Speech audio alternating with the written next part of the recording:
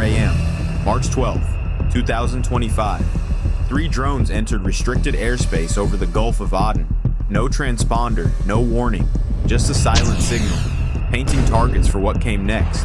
Less than 60 seconds later, 17 ballistic missiles launched from the highlands of northern Yemen, all locked onto a single formation, a U.S. Navy carrier strike group led by the USS Harry S. Truman. This wasn't a probe, it wasn't harassment, it was a calculated attempt to blind, overwhelm, and cripple the core of American naval presence in one of the world's most strategic waters. But the system didn't fail, it awakened. In just under 3 minutes, the sky changed, drones vanished, missiles lost lock, and what came online wasn't defense, it was a doctrine. What followed wasn't retaliation, it was an operation pre-written, rehearsed, and waiting for confirmation. This isn't a war story, it's a future scenario, executed in real time, and the message was delivered without sound. Watch until the end, because what didn't explode is what changed everything. June 17, 2025, 3:58 a.m., Gulf of Aden. For hours, the sea had been nothing but motionless steel and black water. The USS Liberty, CVN-85, a 100,000-ton aircraft carrier at the heart of the strike group, advanced steadily through international waters with all external systems dark, protected by doctrine, distance, and the quiet confidence of a formation that had done this hundreds of times before. To any observer on radar, or more precisely, to those not looking closely, it would have appeared routine. No open comms, no escort vessels in visible range, no external signals. But Liberty was never truly alone. On her flanks, further than visual distance but always within tactical reach, were the USS Fremont and USS Spokane, Arleigh Burke-class destroyers, operating in passive silent mode, scanning, listening, and ready. In the Combat Information Center and on the bridge, crew rotation was calm, quiet, efficient. Captain Elias Monroe, a former Marine Corps field officer and seasoned surface commander, reviewed flight deck readiness and system green lights with his watch team. No alerts, no red flags. The only sound was the low hum of electronics and the occasional call and response between navigation and propulsion. And then, the stillness ended. 4 a.m. Fremont's radar operator caught it first. A full missile launch arc. 17 ballistic warheads, all launched nearly simultaneously from hardened positions deep in northern Yemen. Trajectories calculated and clean. 3 seconds later, multiple low-altitude tracks flooded the sea-level radar view. 24 unmanned aerial vehicles, fast, erratic, and flying beneath detection thresholds. Some carried electronic warfare pods, dispersing jamming signals to cloud the radar picture. Others were decoys. 2 high-altitude Shahed, 239. Stealth drones completed the assault geometry, circling far above the chaos, feeding live data into the storm below. It was not a warning shot. It was a planned, layered ambush designed to cripple before the crew had time to respond. Inside Liberty's CIC, red lighting washed over steel consoles as the alert level jumped from monitoring to full engagement. Alarms triggered, orders flew, and yet, no one panicked. Captain Monroe's voice was steady. Redcon 1, full battle stations, activate every layer. The battle began. Fremont and Spokane launched SM-6 interceptors in quick succession. Liberty responded with ESSMs, followed by automated phalanx, CIWS tracking drones. Closing in low. Explosions lit the sea, targets dropped, but not all. 04, 02, 04. A missile broke through the shield. It hit the water, 90 meters off the starboard bow. The concussion was brutal, the noise unforgettable. There was no hull breach, no fire, but the emotional impact was clear. This was not an exercise. This was not a test of systems. Someone had just struck a U.S. carrier, and the next decision would not come through diplomacy. 4:03 a.m., Gulf of Aden.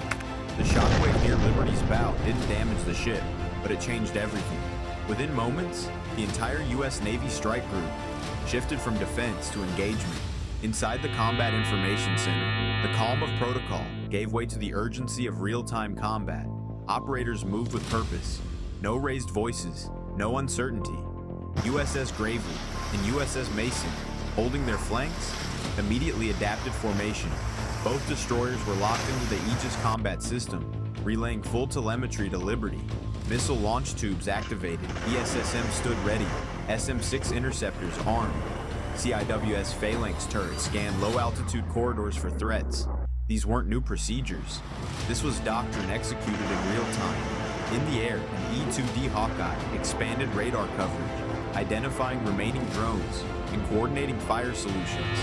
One contact skimmed low across the surface, slipping behind sea clutter. Mason's CIWS fired automatically, tracking the target to impact. Meanwhile, Liberty's vertical launch system engaged 2 ESSMs toward high-speed aerial threats, closing from the north. Multiple kills confirmed within seconds. The system was holding, but only just. Electronic warfare crews aboard Mason deployed the SLQ-32 V6 suite, projecting jamming pulses across contested frequencies. Several drones lost link and dropped. No explosions, just termination. This was more than just return fire. It was coordinated suppression, kinetic and electromagnetic. Data from satellite and airborne sources began to converge. Launch vectors traced back to elevated sites in the northern Yemeni mountains. Well camouflaged, mobile, and staggered. Not irregulars, not pirates. Professionally organized, backed by more than ambition. The US military had seen patterns like this before, but now it wasn't a simulation. It was happening, and every sailor on board knew. When you strike at a carrier group, you're not just attacking a ship, you're challenging a global posture. That includes the Marines, deployed forward, the Coast Guard units guarding home waters, and the operational teams, monitoring Army status across multiple theaters. This wasn't symbolic, this was strategic. The reaction would be equal to the threat, because in the US Navy, discipline isn't optional, and neither is response. 4:07 a.m., Combat Information Center, USS Liberty. The room wasn't silent because of peace, it was silent because of bandwidth. Inside CIC, the air felt thick with heat and computation. Thermal imaging feeds, radar echoes, SIGINT layers, jamming waveforms. Screens updated second by second, none blinked. CIC was operating near saturation. No one said it, everyone felt it. Rear Admiral Mark Doran didn't move much. He stood fixed behind the ops table, eyes locked, multi-layered map. No emotion, only tracking. 4 sites confirmed, one of the techs reported. 2 mobile platforms, a relay grid near the eastern wadi, and 1 hardened shelter. EM signature still active. Reassigned target on priority, Doran said calmly. Full ISR from Hawkeye. Patch Mason with a relay inversion. His voice wasn't loud. It didn't need to be. USS Truman was tracking radar ghosts along the ridgeline. Residual sweeps from phased array emplacements. USS Mason had fire control loaded. Tomahawks aligned. No countdown. Just confirmation. It was no longer a matter of if, but the formation. E-2D Hawkeye banked left, climbing to a cleaner scan altitude. Its radar picked out 3 active uplinks, camouflaged in terrain folds. Meanwhile, SLQ-32, V6 aboard Mason, pulsed recalibrated jamming bursts across high-band drone control frequencies. Multiple UAVs lost coordination, staggered midair, and fell without smoke. On a nearby console, a CIC operator marked each offline feed. He didn't smile, he just typed, signal neutralized. At the back of the room, analysts overlaid satellite IR tracks with ground echo. 2 mobile launch units matched thermal patterns from earlier barrages. No doubt, these were the same platforms. They hadn't moved far enough. 2 EA-18G routers were already circling high over the AO. They didn't drop bombs. They dropped silence. Their role: scrub the electromagnetic terrain. Before the kinetic phase began, across the strike group, movement rippled. Marines aboard staging vessels were placed on high alert. Coast Guard cyber teams finalized breach vectors. Across CENTCOM, real-time Army status tags flipped from ready to green. The full weight of the US military was in motion. At 0411, CIC locked into final firing sequence. Solution resolved, one officer said. Authorizations confirmed. Admiral Doran looked once at the board. No pause, no speech, just the next step. Execute phase. 4:12 a.m. Northern Yemen airspace. The airspace held no signs of urgency. 3 UAVs continued to orbit above the eastern ridge. They weren't targeted by weapons. They were removed from function. On board, USS Mason, the SLQ-32, Slick 32 electronic warfare suite, pushed out tailored jamming bursts.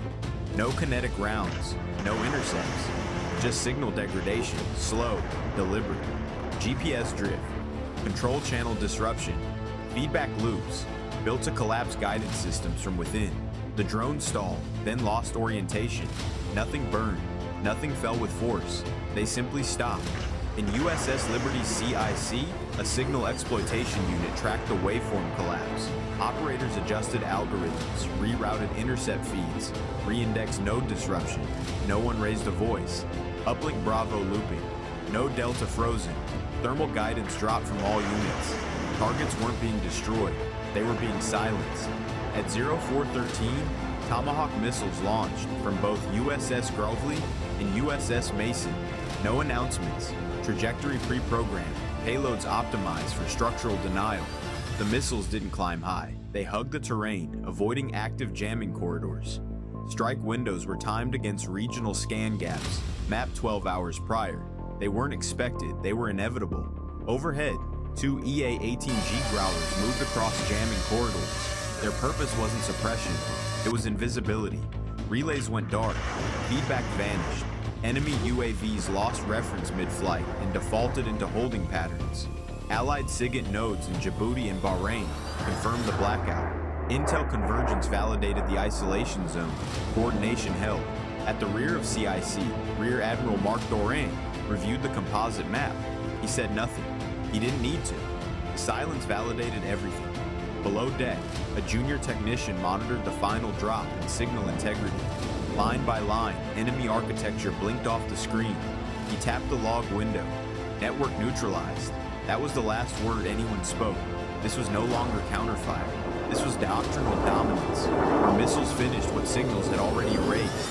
The last UAV lost altitude at 416. It didn't explode. It was simply done.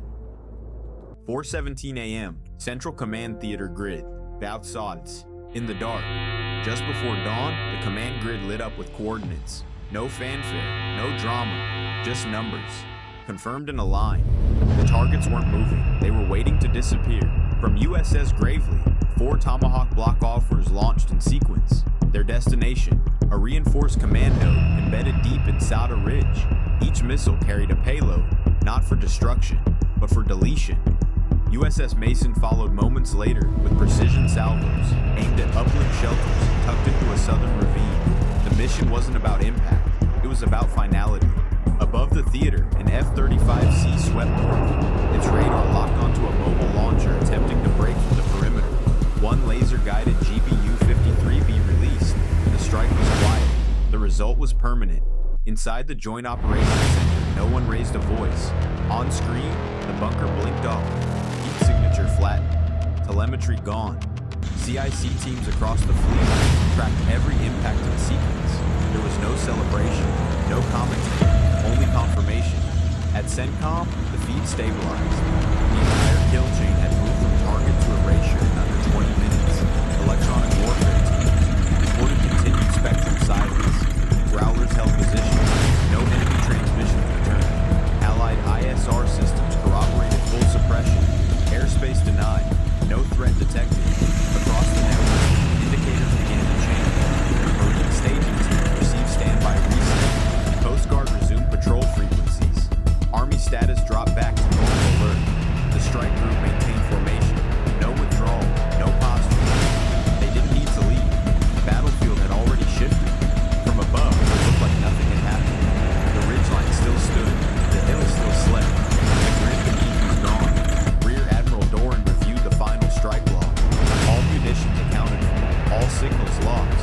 All objectives met. He signed the last line, then stepped away from the table. This wasn't a show of force. It was the conclusion of a pattern. One act, among many. Executed cleanly. Log, file. No enemy statements followed. No broadcasts. No retaliation. There was nothing left to respond with. Ladies and gentlemen, commanders, allies, and observers across operational theaters, the campaign is over. No extended operations will follow. No escalation will be required. No further targets remain. We did not seek this confrontation, but when challenged, we answered, not with slogans, not with speculation, with resolve. We responded with systems designed not to provoke, but to conclude. What began as disruption was met with precision. What escalated through deception was neutralized through coordination. Every phase of the strike was verified, every action deliberate. There was no need for excessive force, only accurate force. There was no demand for attention, only results. This was not a message to the enemy, it was a signal to the world. When aggression crosses boundaries, technological, geographic, or doctrinal, it will be met not with noise, but with control.